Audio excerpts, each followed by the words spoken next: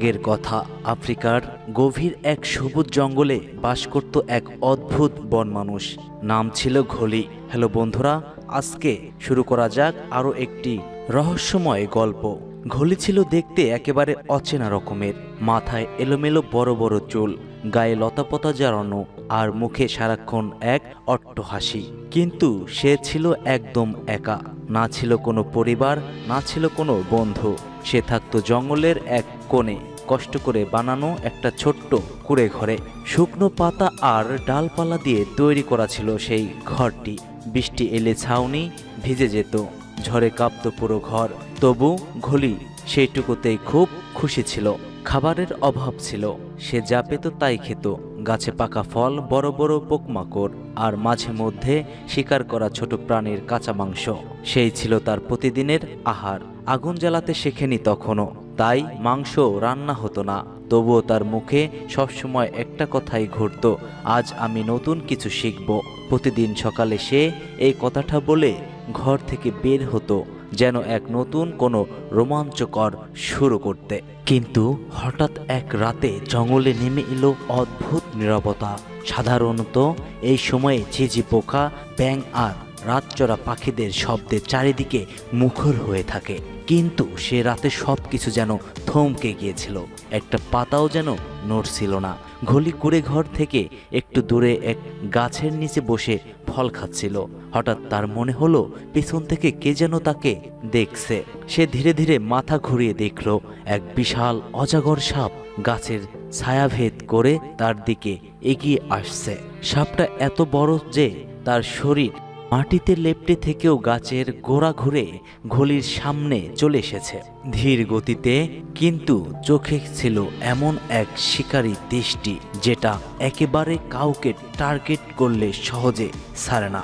ঘলি জমে গেল, তার পা যেন পাথর হয়ে গেছে। সাপটা ঠিক তার এক হাত দূরে এসে থেমে গেল, চোখে চোখ, নিঃশ্বাস বন্ধ। সাপের জিভ যখন বারবার বেরিয়ে আসছিল, ঘলির শরীর শিউরে উঠছিল। সে বুঝে গেল একটুও নড়লেই মৃত্যু হতে পারে।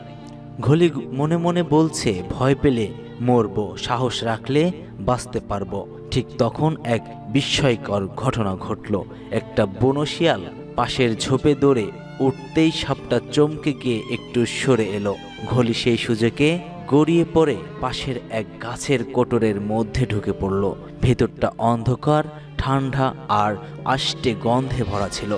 তবুও ঘলির চোখে যখন জল আর মুখে ফিসফিস করে বলা একটাই কথা, আমি এখনো বেঁচে আছি। এই রাতটা তার জীবনের সবচাইতে ভয়ঙ্কর রাত ছিল। কিন্তু সেদিন সে শিখল, ভয় যত বড়ই হোক না কেন, সাহস একটুখানি থাকলেও বেঁচে ফেরা যায়।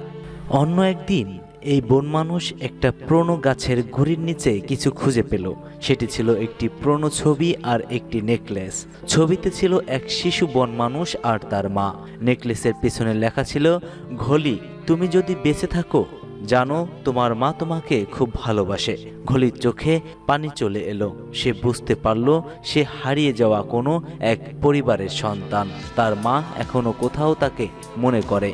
এই আবিষ্কার তার জীবনে এক নতুন আশার আলো এনে দিল। একদিন ঘলি বান্দরদের সঙ্গে দোলনা খেলতে খেলতে হঠাৎ পড়ে গেল গাছ থেকে। গাছের নিচে পড়ে গিয়ে সে হাসতে হাসতে বলল, আহারে, মাটিও আজ আমার সঙ্গে খেলতে চায় বুঝি। বানরগুলো হো হো করে হেসে উঠল। তারা ঘলির চারপাশে ঘুরে নাচলো আর জঙ্গল গম গম করে উঠল হাসির শব্দে। সেই দিন থেকে জঙ্গলের সবাই ঘলিকে হাসির রাজার নামে ডাকত। কিন্তু সব দিন তো আর রঙিন হয় না। এক রাতে খুব ঝড় উঠল। বৃষ্টির তোড়ে ঘলির গাছের বাসা ভেঙে গেল। ঠান্ডা বাতাস, বিদ্যুৎ আর বজ্রপাতের মাঝে কাঁপতে কাঁপতে সে এক গাছের গোড়ায় আশ্রয় নিল। কাঁদতে কাঁদতে সে বলল, আমার কেউ নেই, আমি বড় একা। সেই রাতে ঘলি প্রথমবার বুঝল মজার মধ্যে লুকিয়ে থাকে অনেক নিঃসঙ্গতা। তারপর এই বন মানুষটি ঠিক করলো এভাবে আর একা থাকা যাবে না। সে অন্য প্রাণীদের সঙ্গে মেলামেশা শুরু করলো। হাতির পিঠে চড়ে জল আনতো, কাঠবিড়ালির সঙ্গে ফল কোরাতো, পাখিদের গান শুনে দিন শুরু করত। ধীরে ধীরে জঙ্গলেও তার জনপ্রিয়তা বাড়ল। সবাই তাকে ভালোবাসতে লাগলো। একটি ছোট্ট পরিবার যেন তারা তৈরি করলো। এই গল্প থেকে একটি শিক্ষা পাওয়া যায়, সেটা হচ্ছে একাকিত্ব আমাদের শক্তিশালী করে, ভয় আমাদের সাহস যোগায়, কান্না আমাদের হাসতে শেখায়, আর ভালোবাসা সেটা ঠিকই ফিরে আসে যেদিন আমরা খুঁজতে শুরু করি। আমরা সবাই জীবনের জঙ্গলে হারিয়ে যাই, একা হয়ে পড়ি, কিন্তু যদি আমরা খুঁজে চলি, সাহস না হারাই, তবে একটা দিন আসবেই যেদিন আমরা নিজেদের আসল পরিচয় খুঁজে পাব। আমাদের আদিপুরুষরা যখন জঙ্গলে বাস করতেন, তখন ছিল না কোনো সভ্যতা, ছিল না এত রোমাঞ্চকর উন্নতি।